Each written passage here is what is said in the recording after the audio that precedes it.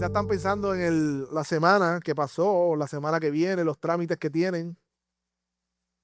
A veces no nos movemos igual que los niños, que no se pueden estar quietos, pero nuestros corazones sí están inquietos. Yo creo que esto es un momento que nosotros podamos predicarle a nuestro corazón, hablarle a nuestro corazón, como decía el salmista: alma mía, acuérdate. Así mismo le digamos a nuestro corazón: corazón, calma. Ahora baja la palabra del Señor. Corazón, ábrete y escucha lo que el Señor tiene para ti. Vamos a ir en oración como iglesia. Vamos a ir delante del Señor pidiéndole que sea su Espíritu Santo obrando en nuestros corazones, no sin antes poder confesar delante del Señor nuestros pecados.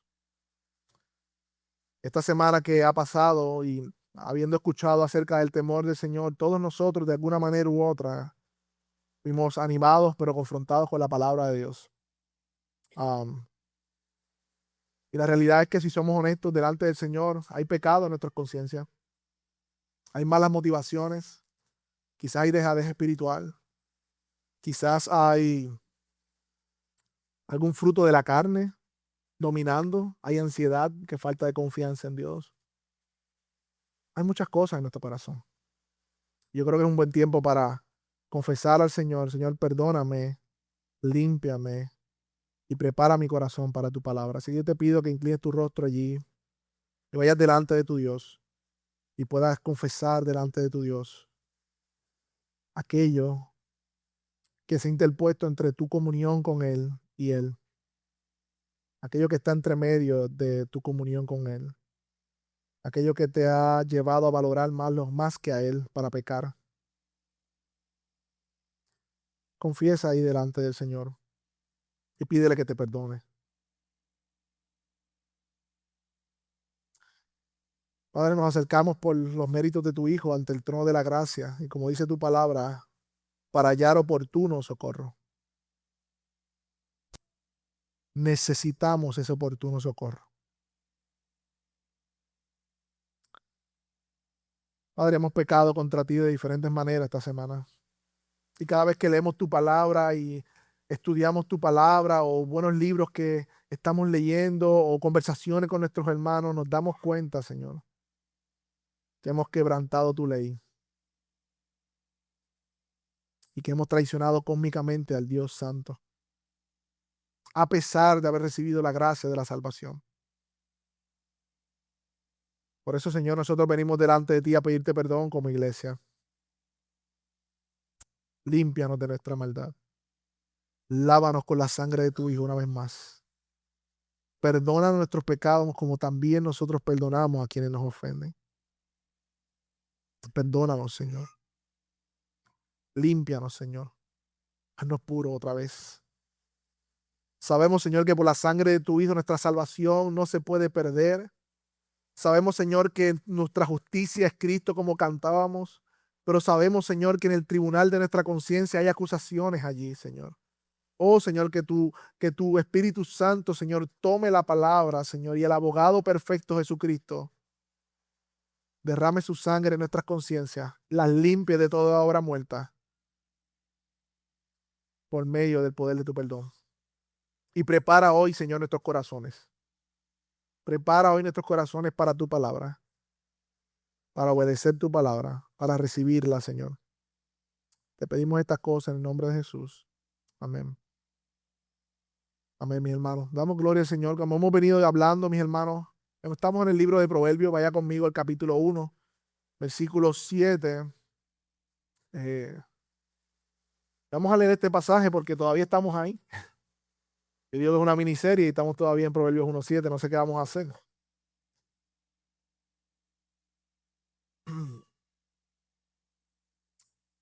Leamos el capítulo 1, versículo 7, que dice: el temor del Señor es el principio de la sabiduría. Y hoy estaremos en la segunda parte donde dice: los necios desprecian la sabiduría y la instrucción. Yo creo que por unos segundos usted piense en una persona que quizás conocieron o están lidiando con ella, que es orgullosa, Quizás no te acuerdes el nombre, quizás no te acuerdes ahora el nombre, pero seguramente vino a tu mente un nombre cuando dije eso, o vino un rostro. Y quiero darte unos segundos para que pienses en esa persona que es orgullosa. Y quizás venga a tu mente una persona que jamás tú la hayas escuchado decir, perdón, me equivoqué. Tal vez un familiar que en cada reunión familiar convierte todas las oportunidades para hablar de sí mismo. Tal vez ese compañero de trabajo que está perdido más que un güey visco, pero no pide ayuda porque, imagínate, no quiere verse como que no sabe. O tal vez un compañero de trabajo o tu jefe que nunca se equivoca. Tal vez una persona en la iglesia que en cualquier estudio bíblico está esperando que terminen de opinar para él decir su opinión y corregir la otra. Tal vez alguien que hayas conocido que siempre tiene una mejor opinión, que habla mal de otros, los critica y que siempre tiene un primo que sabe algo o que ha hecho eso. Yo he escuchado a esas personas que no importa lo que tú digas, siempre tienen un primo o que fue a la NASA o que es político o ha tenido una experiencia más grande o peor de la que tú estás hablando. Siempre hay un primo, ¿no? O tal vez es esa persona orgullosa que se ofende con facilidad y se pone medio passive aggressive. Quiero dar un segundo, piensen en esa persona. ¿Ya tiene su nombre, su rostro en mente? Todos me están mirando como raro, ¿no? ¿Hubo algún momento en cuando yo hice estas preguntas y estaba describiendo a esa persona en que no se te ocurrió tu propio nombre? Es curioso cómo funciona esto. Cuando pensamos en una persona orgullosa, pensamos siempre en otras personas, pero no en nosotros mismos. Y eso en sí mismo nos dice algo, mis hermanos, sobre cómo se debe trabajar con el orgullo, porque es un pecado que vemos con toda claridad en otros, pero que estamos ciegos para verlo en nosotros. Yo recuerdo un tiempo en la iglesia que yo me crié, en la iglesia que nací, ¿verdad? Y me crié y todo lo demás, que había una señora que llegaba a cada culto y era como si miraba a todo el mundo por encima del hombro. Nadie era más espiritual que ella, siempre como seria, fruncida, así. Se sentaba al frente. Y entonces, no importa la hora que llegara, se necesitaba arrodillar a orar un rato, un rato, un rato. En las ofrendas era la última que daba la ofrenda, como quien dice, para que la vean. Si no le gustaba el predicador, abría su Biblia y comenzaba a leer su Biblia, se arrodillaba a orar. Y siempre profetizaba, ¿verdad? En aquel tiempo que estaba en este tipo de iglesia, que todo el mundo estaba en pecado. Excepto ella, claro. Y yo recuerdo que esto fue por meses y meses largos, esta persona yendo a la iglesia, no era parte de la comunidad, como que no se hacía miembro, porque tú sabes, ella era parte. Y esto prosiguió, y cada vez que yo la veía, mis hermanos, me subía un calentón por las piernas, y yo estaba tocando en la alabanza, y yo no estaba adorando, yo estaba molesto cada vez que yo la veía a esa mujer. Perdía la comunión. Y me daba mucho coraje ver cómo se comportaba esta mujer. Mucho tiempo después leí una frase que me acuchilló, que dice que no hay nada más que moleste a un orgulloso que ver a otro. La repita. No hay nada más que moleste a un orgulloso que ver a otro. Mis hermanos, este pecado del orgullo mora en no es que si mora o no mora, es que mora en nosotros y se convierte en un estorbo para nosotros alcanzar la sabiduría. Ya vimos que necesitamos sabiduría, la primera predicación. Ya vimos que el principio de la sabiduría es el temor al Señor el domingo pasado. Pero tenemos que entonces trabajar, mis hermanos, con el mayor enemigo o el enemigo de la sabiduría que se manifiesta en el orgullo a través de la necedad. Ese es enemigo del orgullo. Por lo tanto, mis hermanos, vamos a ir a la palabra para ver desenmascarar este pecado, ver este pecado. Desde ahora le digo, coja aire. porque hoy veremos el orgullo, enemigo de la sabiduría. Vamos a ver qué es el orgullo bíblicamente, por qué es el enemigo de la sabiduría en segundo lugar. En tercer lugar, cómo se manifiesta el orgullo. Y ahí tenemos que coger el aire. 4, ¿cuál es el remedio para el orgullo? ¿Y quién es nuestro modelo de humildad? Esas 5 cosas vamos a ver.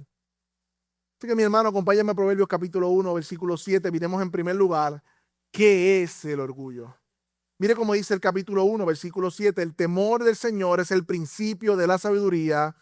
Y la segunda parte, los necios desprecian la sabiduría y la instrucción. Cuando nosotros leímos el libro de los Proverbios, mis hermanos, notaremos que muchas veces, inmediatamente de una aseveración, hay una línea que o compara o se contrasta con la que acaba de decir. Y es que uno de los recursos literarios que utilizan en los Proverbios es el contraste. El contraste refleja una contraposición de 2 ideas, palabras o significado de un objeto o de otro, que lo que hace es realzar una de ellas. Nosotros hablamos mucho con contraste. No nos damos cuenta, pero lo hablamos. Siempre estamos comparando ideas, siempre estamos diciendo esto sí, pero esto no. Eso es lo que hace el libro de Proverbios. Los contrastes nos ayudan a destacar, clarificar y comprender las ideas bíblicas. Y uno de los contrastes claves para entender el libro de Proverbios es que Proverbios nos da 2 tipos de personas. Solamente hay 2 tipos de personas. Esto es un sistema binario. Y en el mundo de hoy se volverían locos al escuchar binario. O somos sabios o somos necios. No hay lugar intermedio. Proverbios nos dice que hay 2 tipos de personas. O somos sabios o somos necios. Y hemos visto que el sabio teme al Señor. Eso lo vimos el domingo pasado. Pero no tenemos que salir de ese primer verso que empezamos a predicar el domingo pasado para ver que en ese mismo verso se nos presenta el contraste de ese hombre sabio, que es la mitad del verso. Dice, los necios desprecian la sabiduría y la instrucción. Esta palabra necio en el hebreo, kesil, describe una persona obstinada moralmente, insensible, escuchen, autosuficiente y resistente a la corrección. No se refiere, escuchen, a alguien incapaz de aprender. No es que tiene un impedimento para aprender, sino que es alguien que no quiere aprender. Es distinto. Es distinto. El texto nos enseña que así como el sabio es definido por el temor al Señor, el necio es definido por el desprecio de la sabiduría y la instrucción. En otras palabras, el necio se define por su impiedad, porque no teme al Señor. El necio no teme al Señor. El sabio escucha el consejo porque teme al Señor, escucha la instrucción porque teme al Señor, no quiere deshonrar al Señor, quiere servirle, es el sabio, pero el necio desprecia la sabiduría y debido a eso camina a su propia destrucción. Por lo tanto, y aquí viene la definición de lo que es un necio es una persona que rechaza el temor de Dios, desprecia su instrucción y persiste voluntariamente en un camino que conduce a la destrucción. Eso es un necio. No simplemente una persona con poca inteligencia, aunque pueda haber un necio con poca inteligencia, sino que la necedad, y este es el punto importante, principalmente es un problema espiritual y moral que surge en el corazón de un hombre que no teme a Dios. Es un problema moral, es un problema espiritual que tiene el hombre. Y la expresión visible de ese problema del corazón es el orgullo. Ahora sí. Es el orgullo. Miremos con detenimiento el verso. Mira lo que dice. Los necios desprecian la sabiduría y la instrucción. La pregunta sería, ¿por qué los necios desprecian la sabiduría y la instrucción? ¿Por qué? La contestación es clara. Porque piensan que no la necesitan. Y esa es la esencia del orgullo. Esa es la esencia del orgulloso. Porque creen que no necesitan la sabiduría que viene de Dios, piensan que no necesitan la instrucción que viene de Dios, y esa es la esencia de un corazón orgulloso. Por lo tanto, en el orgullo, en el libro de Proverbios, vamos a ver que es sinónimo de soberbia, arrogancia, altivez, o ser sabios en nuestra propia opinión. Vimos el texto que vamos a memorizar esta semana. Confía en el Señor de todo tu corazón y no seas sabio en tu propia opinión. Por lo tanto, mis hermanos, a la luz del temor del Señor, el orgullo no debe definirse como una actitud de arrogancia ante los demás primariamente, sino como una disposición del corazón hacia Dios, porque el orgullo es un problema espiritual contra Dios. El orgullo es un problema espiritual primariamente con Dios que se manifiesta hacia los demás. La raíz sigue siendo autosuficiencia delante de Dios. El orgullo implica independencia de Dios. Y de manera más pastoral, permítame definir el orgullo. Ya definimos que es un necio, pero el orgullo, escuche bien, es la ilusión de la autosuficiencia y la superioridad que nos lleva a vivir confiando más en nuestro propio juicio que en la palabra de Dios, resistiendo toda corrección que desafía nuestra autonomía. Voy de nuevo. El orgullo es la ilusión de la autosuficiencia y la superioridad que nos lleva a vivir confiando más en nuestro propio juicio que en la palabra de Dios, resistiendo toda corrección que desafíe nuestra autonomía o supuesta autonomía. Porque el aire que respiramos es prestado. Por eso el orgullo no es simplemente un pecado más, sino que es el terreno donde crecen todas las clases de pecados o todos los demás pecados. Si por si acaso no estamos hablando de este orgullo que las personas expresan cuando se sienten felices porque han logrado algo o porque un familiar lo cogieron, qué sé yo, en una posición importante y se siente uno orgulloso de que tiene un familiar allí. No estamos hablando de ese orgullo, aunque podría cargar el pecado también. Estamos hablando, mis hermanos, de la posición de nuestro corazón delante de Dios que se refleja en nuestro semejante. Es este orgullo que literalmente se traduce esta palabra, que nubla, que es un humo que ciega a una persona, primero para con Dios, pero que tiene efecto en los demás. Ahora bien, en segundo lugar, mis hermanos, ¿por qué entonces es el orgullo el enemigo de la sabiduría? ¿Por qué? En primer lugar, mis hermanos, porque es la disposición muchas veces no confesada en el corazón a no someterse a Dios ni a su consejo o los medios por el cual Dios ha establecido la sabiduría. Y al no tener un corazón que teme al Señor, la destrucción es inevitable. Vayan conmigo a Proverbios 16. Vayan conmigo a Proverbios 16. Vamos a leer algunos pasajes en Proverbios a medida que vayamos predicando. La página 657. El versículo 16. Proverbios 16, versículo 16.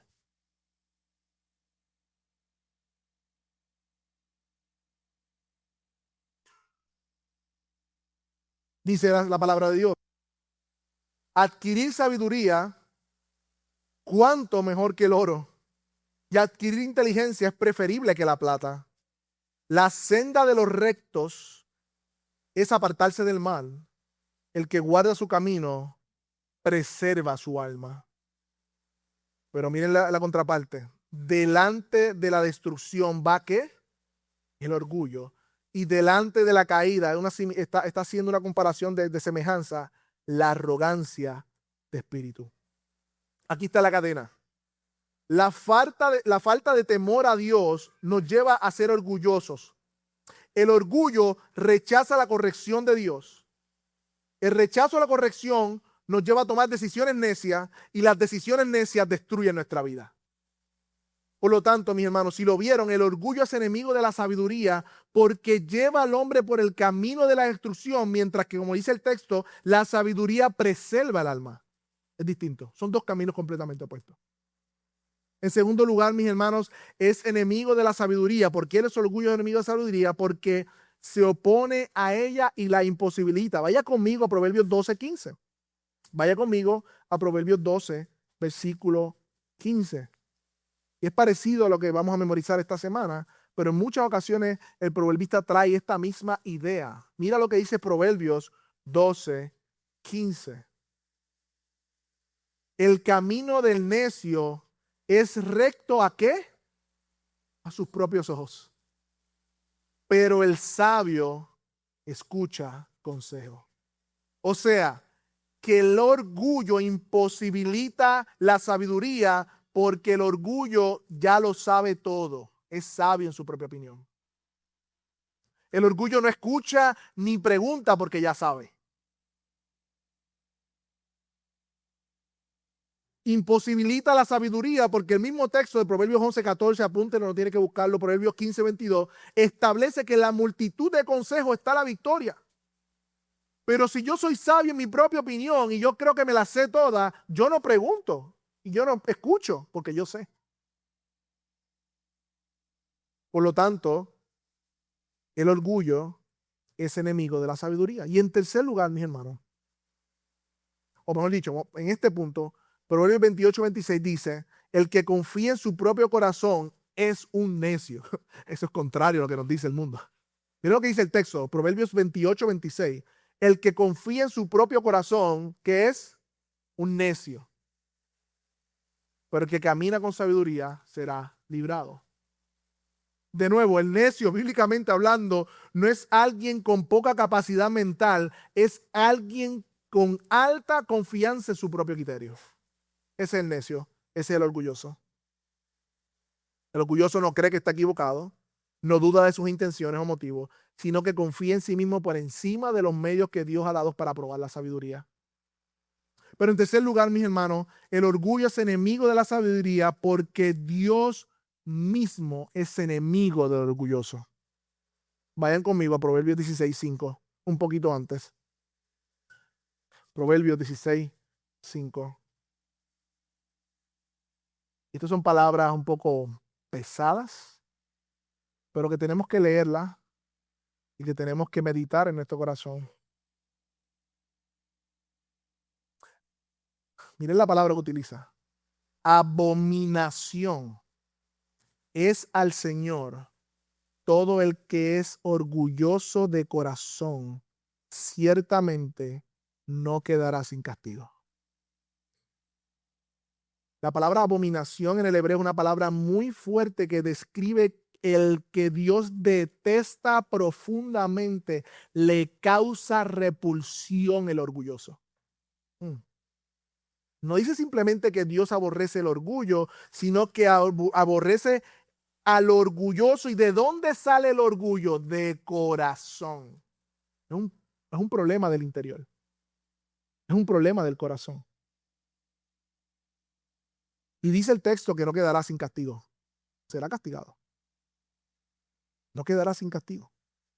Y yo creo que vayan a uno más. Proverbios 6,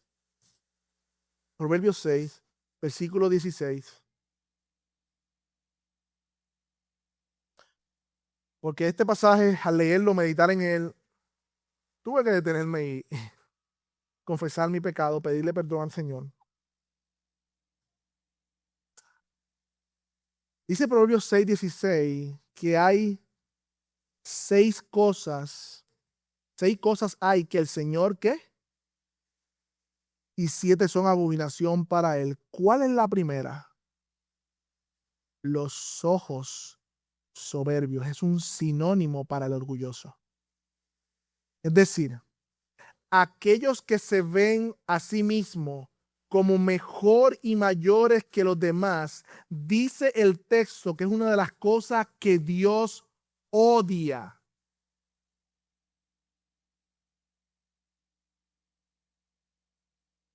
Muy pocas cosas en la Biblia dice que Dios odia tan claramente.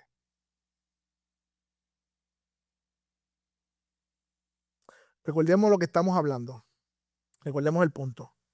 De lo que estamos hablando es que el orgullo es una postura de nuestro corazón frente a Dios y nuestros semejantes.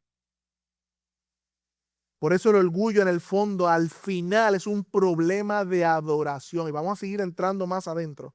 El orgullo no es simplemente pensar demasiado bien de mí mismo sobre otro, sino que el orgullo manifiesta que hemos desplazado a Dios del centro de nuestras vidas y nos hemos colocado a nosotros mismos en su lugar. Dios, no, haciéndonos Dios, adorándonos a nosotros mismos más que a Dios. Recuerden que Dios nos hizo adoradores y siempre vamos a adorar algo o a alguien. Y en el momento en que desplazamos a Dios del centro de nuestra vida, en ese momento nos colocamos a nosotros mismos. Por lo tanto, el orgullo desplaza a Dios y se sienta en el trono del corazón. Y en vez de preguntarnos en nuestra vida y vivir pensando, ¿qué piensa Dios de esta decisión? ¿O qué dice Dios de lo que... o ¿cuál es la voluntad de Dios en esto? No es la pregunta que hacemos, sino más bien cómo yo me siento, cómo yo pienso acerca de esto y qué es lo que yo quiero. Eso es lo que preguntamos cuando hemos desplazado a Dios del centro.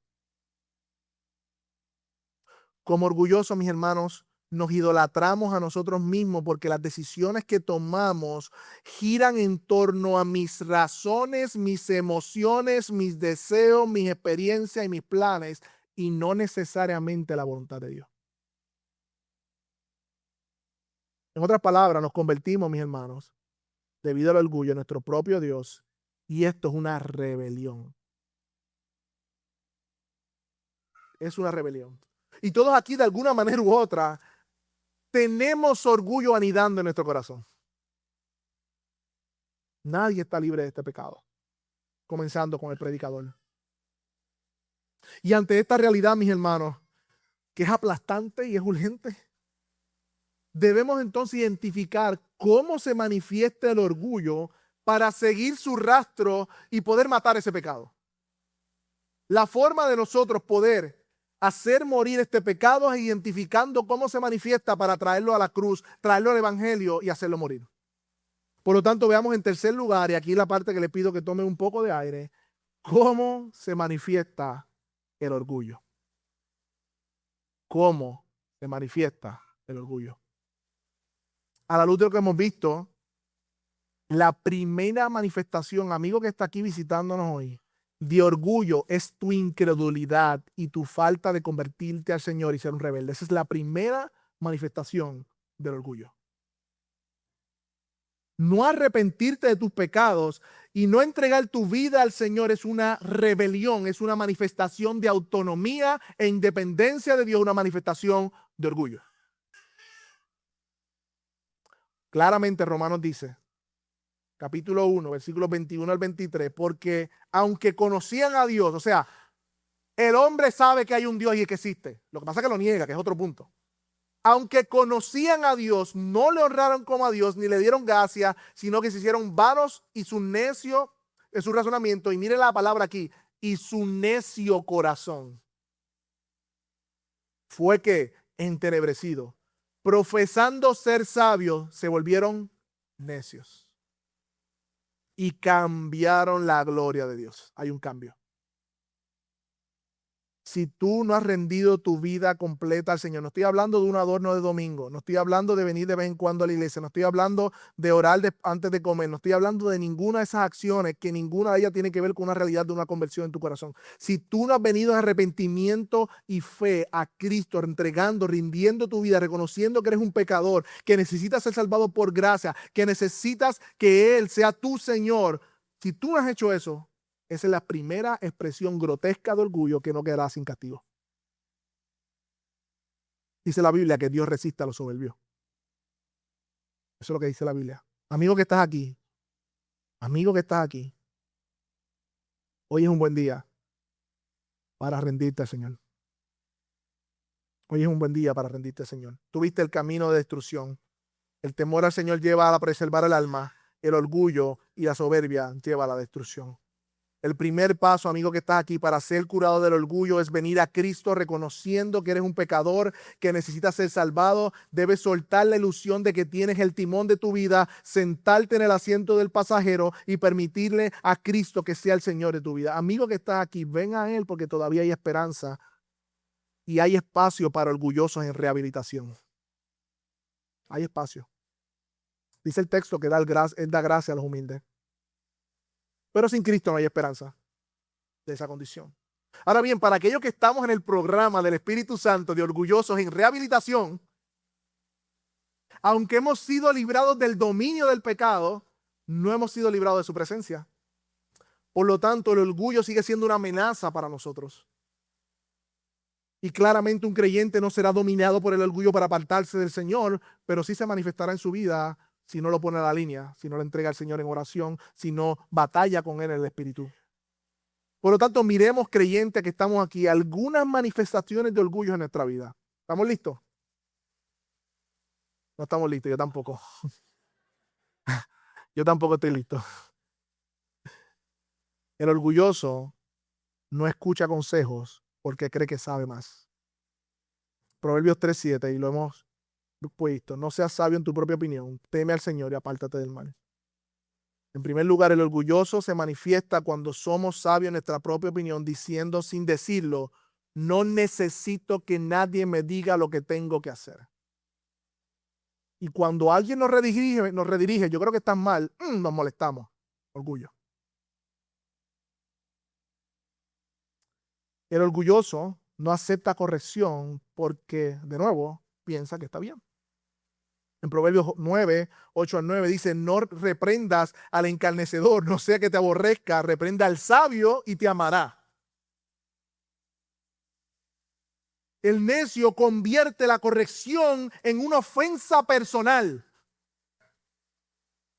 porque es orgulloso, en vez de ver la corrección como un acto de amor. El sabio la ve como un acto de amor. Tercera forma que se manifiesta el orgullo. El orgullo se manifiesta en el mucho hablar. Dice el texto en Proverbios 18:2, el necio no se complace en la prudencia, sino en revelar su corazón. Proverbios 10:19, en las muchas palabras la transgresión es inevitable, pero el que refrena sus labios es prudente. Como el orgulloso se ve por encima de los demás, siempre piensa que su opinión tiene que ser dicha y dominar la conversación. Por eso habla demasiado, porque se considera más importante que todos los demás. Ahora nadie va a hablar cuando terminamos el servicio. No, dime tú. Hay que meter un poquito de humor para poder tragar esta parte, ¿no? El orgullo se manifiesta cuando somos impacientes y nos enojamos con facilidad. El necio, dice el texto, Proverbios 29:11, está hablando del necio, el que es orgulloso, da rienda suelta a la ira, pero el sabio al fin pone fin a la sosiega, o pone la sosiega. Proverbios 19:3, el necio o la necedad del hombre pervierte su camino y contra el Señor se irrita su corazón. O sea, el orgulloso rara vez responde con humildad a la reprensión, normalmente responde con enojo, excusa, ataque, y cuando es reprendido, vira la tortilla y dice, ¿y tú?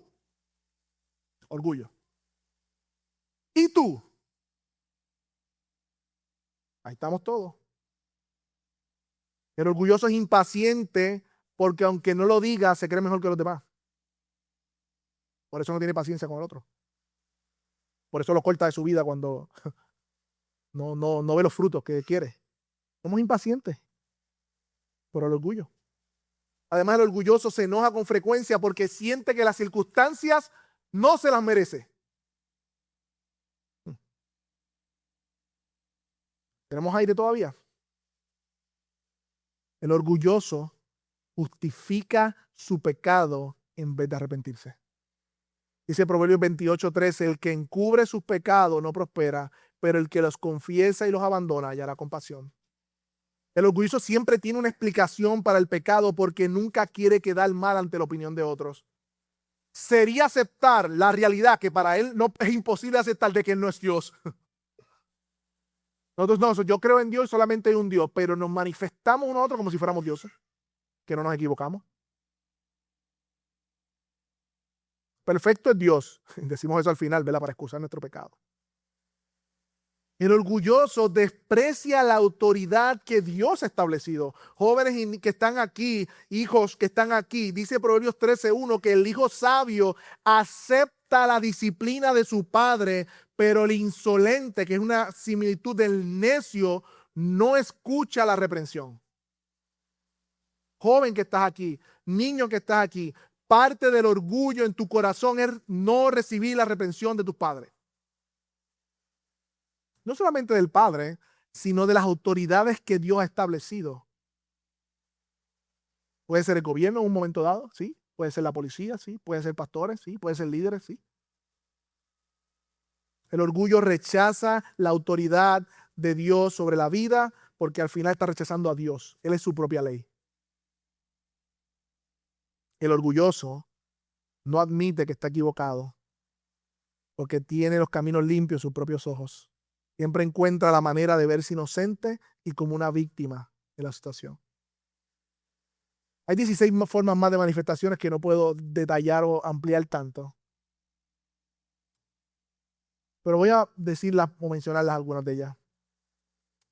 El orgulloso se queja contra Dios. El orgulloso refleja una falta de contentamiento en general. El orgulloso tiene una visión exagerada de su importancia, sus dones y sus habilidades. El orgulloso se centra también, esto es una falta de orgullo, parte del orgullo, se centra en la falta de dones y habilidades.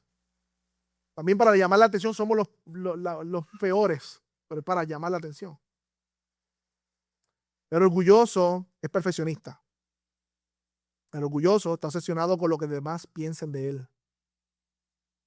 Es sarcástico, hiriente y degradante.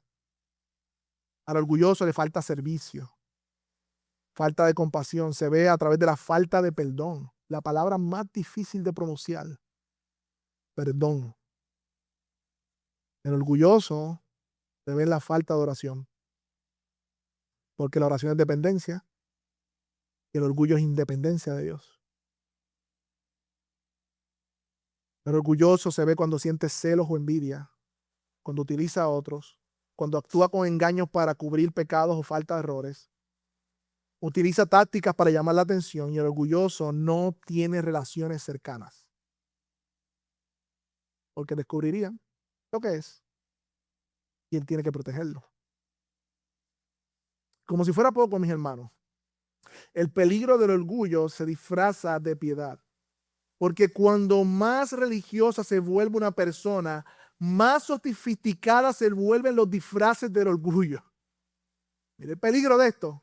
Es como el X-Men que se muta, que se convierte, se camuflajea, no recuerdo el nombre, pero no me importa ahora. Un cristiano inmaduro puede sentirse orgulloso de su conocimiento bíblico, que mucho sabe, pero un cristiano maduro puede sentirse orgulloso de su humildad.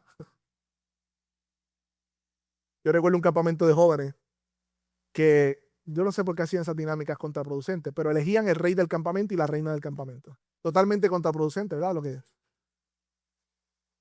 Y escogieron un joven, y el joven cuando da su discurso es porque le escogieron rey. Pues gracias a todos los que votaron por mí, porque había que votar, porque Dios premia a los humildes.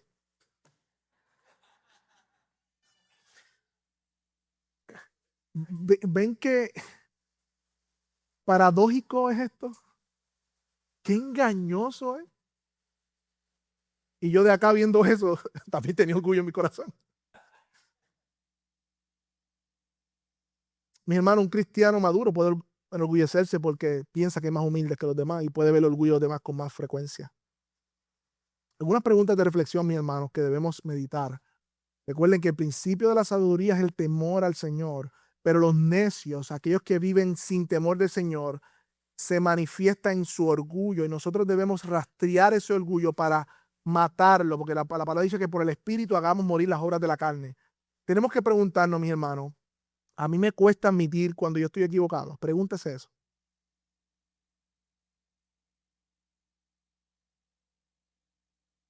Cuando soy corregido, ¿cuál es mi primera reacción?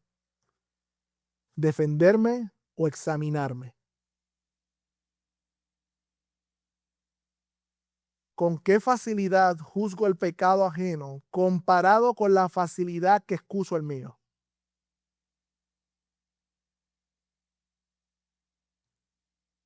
¿Escucho para atender a la persona o escucho esperando mi turno para hablar y corregir? Siento que merezco, aunque no lo digo, de alguna manera las bendiciones que Dios me ha dado en lugar de recibirlas con pura gracia. Eso se ve cuando nos enojamos, cuando bendiciones son quitadas o puertas son cerradas. Me cuesta pedir perdón primero, incluso cuando sé que parte tuve responsabilidad. Me cuesta pedir ayuda cuando realmente la necesito. ¿Cómo está mi hermano? Gracias a Dios, todo bien, Victoria.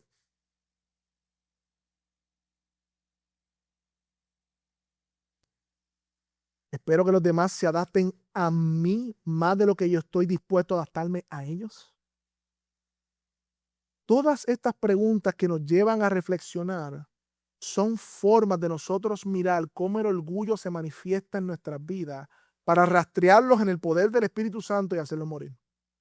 Algunas formas prácticas de hacer morir el orgullo, mis hermanos, es que cuando tus errores sean expuestos, no te excuses, no des excusa. Cállate. Tienes razón. Lo que pasa es que no, cállate. Es que tú cállate. Tienes razón, mi amor. Perdóname. ¿Ya? Acéptalo. Acéptalo. ¿Has visto esos memes que dicen cuando la mujer por fin dice me equivoqué? ¡Wow! Por alguna razón pienso yo que los hombres siempre decimos más perdón que las mujeres. No sé si eso es verdad. O sea, ellas se equivocan menos. Es que ellas se equivocan menos. Ya. Se equivocan menos. Así que, hermano, cuando sus errores sean expuestos, no te excuses. Acéptalo. Abraza un árbol y desquítate con el árbol. Confiesa regularmente tus pecados a otros. Eso te ayuda a mantenerte en los pies en la tierra. A mí también. Sé vulnerable reconociendo tus debilidades. Mira este. Alaba y elogia a otros sinceramente. Sinceramente, no para buscar su aprobación. Pide perdón cuando te equivocas. Sirve sin esperar nada a cambio. Enfoca las conversaciones en el otro y no en ti. Hay muchas otras cosas que podemos hacer de manera práctica, pero la realidad, mis hermanos, que el problema, si lo dejamos en cosas prácticas superficiales, hay un gran problema ahí. Tenemos que ir más profundo, mis hermanos, porque el problema del orgullo no son cosas prácticas que hacemos, es una disposición del corazón que tenemos que nosotros ponerla a los pies del evangelio para que sea restaurada, mis hermanos. Mi hermano, por lo tanto, en cuarto lugar, ¿cuál es el verdadero remedio para el orgullo? ¿Saben cuál es el verdadero remedio para el orgullo, mis hermanos? El mismo remedio para el pecado en el mundo, la salvación del evangelio que vino por gracia por medio de Jesucristo. Ese es el remedio verdadero para el orgullo. Mi hermano, el problema del pecado entró en la historia humana, no fue de fondo un problema de apetito por comer una fruta, fue un acto de orgullo. El deseo de ser como Dios hizo que el fruto se viera apetecible y comieron del mismo, mi hermano. Por lo tanto, todo pecado desde Adán repite ese mismo movimiento en nuestros corazones. Ese movimiento del corazón en Edén es el mismo movimiento en nuestros corazones cuando pecamos. Pero tan cierta como fue la caída de Adán y de Eva, tan cierta fue la promesa de Dios en Génesis 3:15, que prometió que vendría uno de la simiente de la mujer, que vendría a aplastar la cabeza de la serpiente, que de hecho se reveló en el cielo por soberbia. Mira cómo esto sigue. Por eso el evangelio de la gracia, mis hermanos, es el remedio para el orgullo, porque es lo que mata el orgullo, mis hermanos. El orgullo es la declaración de independencia de Dios, pero el evangelio por definición es la humillación más radical posible. Dios mismo se humilló viniendo en la persona de Jesucristo y se hizo dependiente, naciendo como un bebé indefenso, se sometió a padres humanos carnales, pecadores, se obedeció la ley y en esa misma pasión que vino, finalmente muere en manos de criaturas pecadora. Mi hermano, esa es la expresión más grande de humillación, un Dios que se humilló. El evangelio no es simplemente un mensaje que combate el orgullo, sino que es la estructura misma de la respuesta de Dios al orgullo humano. porque nos salva no por lo que nosotros logramos o merecemos, sino enteramente por la gracia, cerrándole la puerta en la cara a toda jactancia. ¿Qué tienes que no hayas recibido? Y si te lo recibiste, ¿por qué te glorías como si no lo hubieses recibido? Romanos, que claramente dice dónde queda la jactancia cuando habla del evangelio, dice queda excluida. Queda excluida. Mis hermanos, particularmente nosotros que levantamos en alto la bandera de la salvación por gracia, somos los más inexcusables de tener orgullo en nuestra fila. Hay muchas sectas que predican un evangelio de obra, lo sabemos. Y ahí puede el orgullo, olvídate, porque si yo me gané la salvación, si yo la sostengo por mis obras, está bien. Pero nosotros somos claros que la salvación es por gracia. Predicamos la salvación por gracia. Somos los más inexcusables de tener orgullo en nuestra fila. El evangelio produce una comunidad de gracia. Porque claramente la Biblia enseña, mis hermanos, que todos nosotros hemos nacido en pecado, hemos pecado contra Dios y estamos destituidos de la gloria de Dios. Según las Escrituras, mis hermanos, todas nuestras acciones, visibles o invisibles, y toda nuestra facultad humana no escapó de la corrupción del pecado.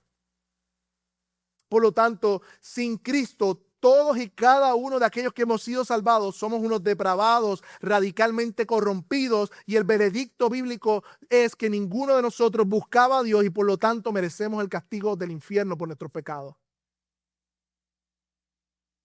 Por lo tanto, el hecho de que tú y yo hayamos sido salvados no proviene de nuestra bondad o desempeño. Es decir, Dios no nos eligió para salvarnos porque vio algo bueno en nosotros o porque vio el futuro y sabía que te ibas a convertir. No, mis hermanos, dice el texto que es por el puro afecto de su voluntad. Él nos eligió en Cristo porque quiso, por su gracia y por su amor. Punto. Y la manera que lo hizo fue dando a su amado Hijo para que de manera particular diera su vida de manera particular por sus ovejas. Para salvarnos, Cristo murió de manera eficaz y particular por su pueblo, cargando Él los pecados, cada uno de nuestros pecados en la cruz del Calvario. Él tomó nuestro lugar y pagó nuestros pecados. Y lo único que tú aportaste ahí fue tu pecado.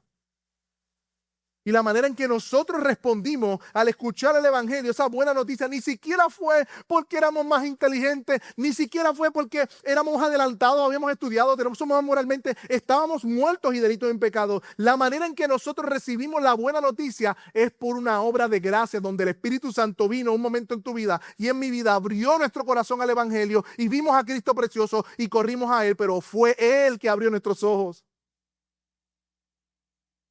Y no solamente abre nuestros ojos para ponernos en una relación correcta con Él, sino que también en el evangelio nos enseña que no es por nuestra fuerza y desempeño que permanecemos, sino que es su gracia que nos sostiene.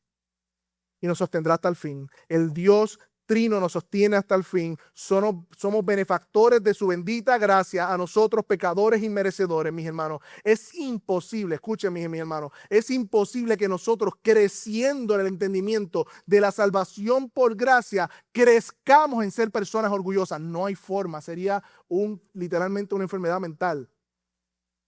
No hay sentido para el orgullo en las filas del cristianismo. Por eso el remedio para el orgullo es la meditación y la contemplación de la obra del evangelio de la gracia, porque el evangelio erradica toda fuente de orgullo en nosotros, y ser orgullosos es tener literalmente amnesia del evangelio. Amnesia. Entramos por gracia, continuamos por gracia y llegaremos al fin por gracia.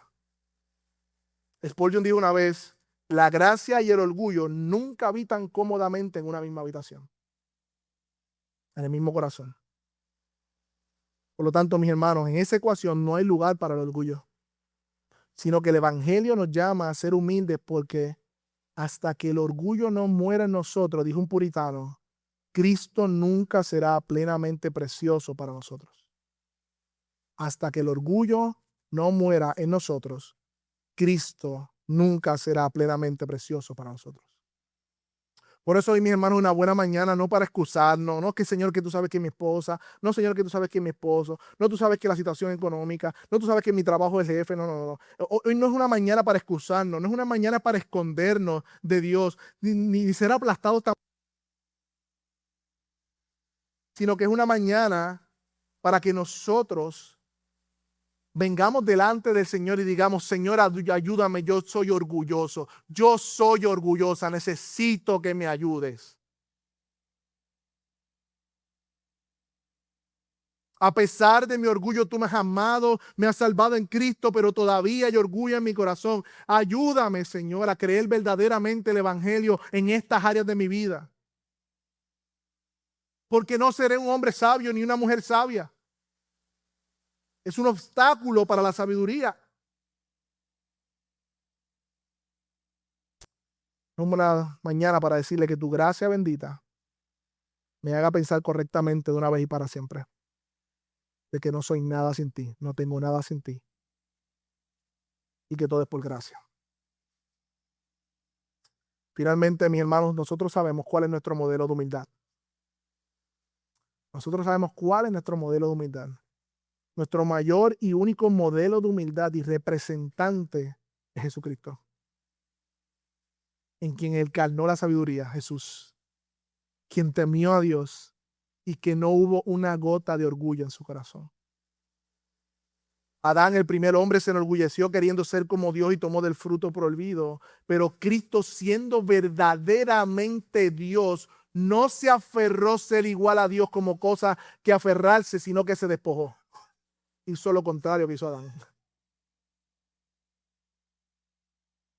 Abraham, desesperado por la promesa, hizo: bueno, Señor, yo tengo un mejor plan, voy a coger la esclava, ¿no? Voy a escuchar a mi esposa y voy a coger la esclava para traer la herencia que tú me prometiste, y se desesperó.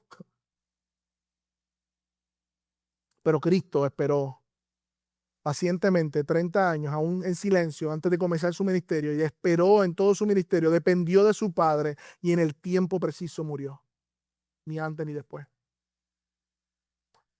Moisés, el hombre manso, el hombre de Dios, en un momento dado las circunstancias no le gustaron, las quejas del pueblo, y se enorgulleció y se molestó, y en vez de santificar a Dios hablándole a la piedra, golpeó la piedra.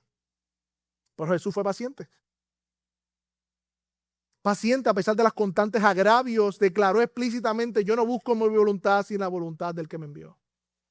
Como leímos, el mismo Josué, mis hermanos, cuando fue a entrar a la tierra prometida, en un momento dado no consultó al Señor. ¿Se recuerdan esa historia? Y vinieron de lejos y lo engañaron unos habitantes. Y de hecho ese fue el talón de Aquiles de Israel. Habitantes externos dentro de la nación que corrompieron la nación desde adentro.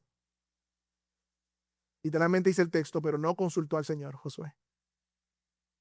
Pero vemos a Cristo, que siendo Dios del universo, oraba a su Padre y dependía de él todo tiempo. Vemos a David, mis hermanos, que en tiempos que los reyes salían a la guerra, en los tiempos que los reyes estaban en la batalla, al parecer su victoria, su reino y todo lo que había pasado lo hizo aflojarse, por decirlo de una manera, y miró desde su terraza a una mujer ajena y tomó lo que no era suyo. Aún con advertencias: es la mujer de Urías. El orgullo cegó su corazón. Pero Jesús, siendo dueño legítimo del universo, no tomó nada para sí, sino que se empobreció para que nosotros fuésemos enriquecidos, como dice Pablo. Y vemos a Salomón, el que escribió los proverbios, que llegó a ser un hombre sabio, pero que en un momento dado, mi hermano, en su orgullo, dividió su corazón con otros amores. Pero Jesús mismo dijo: aquí uno mayor que Salomón está aquí, hablando de él. El único corazón humano, mis hermanos, que jamás ni una sola vez dejó que otro amor desplazara el amor del Padre fue nuestro Señor Jesucristo. En ningún momento no hubo pecado en él, no hubo una gota de orgullo en Jesús. Y como segundo Adán, vino del Espíritu Santo como una nueva creación para darnos esperanza, mis hermanos. Para que todo aquel que ponga su fe en Él, en Cristo, Él sea su justicia. Al final de todo esto, mis hermanos, definitivamente somos confrontados por el pecado, por el orgullo de nuestro corazón. Pero aquellos que hemos puesto nuestra confianza en Cristo, es la justicia de Cristo, el corazón de Cristo que nos representa, y ahí no hay ninguna gota de orgullo. Delante del Padre, por los méritos de Cristo, somos aceptados por medio de Jesús. Pero Él nos invita a nosotros: aprendan de mí, que soy manso y humilde de corazón. Esa sigue siendo la invitación de Jesús para todos sus discípulos. aprendan de mí, que soy manso y humilde de todo corazón. Mi hermano, la cura del orgullo está pues en contemplar, apreciar, aprender de nuestro humilde y precioso Salvador Jesucristo y no apartar la vista de Él. Cuando seas tentado a que el orgullo acapare tu corazón, piensa en la cruz y quéjate con Cristo en la cruz y dile, me ofendieron. Dile, estoy molesto, no me gusta esta circunstancia. Ve a la cruz, al hombre que está allí en la cruz y dile eso, a ver si tenemos justificación para actuar como nosotros actuamos. Es el evangelio, es contemplar a Cristo allí en la cruz, muriendo por nuestros pecados, la cura del orgullo. Por lo tanto, mi hermano, el orgullo es el enemigo de la sabiduría, porque dispone nuestro corazón para escuchar, aprender y ser corregidos y cambiar. Que el Señor hoy nos ayude a confesar nuestro pecado. Como dijo Spurgeon, mientras más el hombre se considere algo, Cristo no será su todo. Que hoy Cristo sea todo para nosotros. Oramos. Padre, gracias por tu palabra.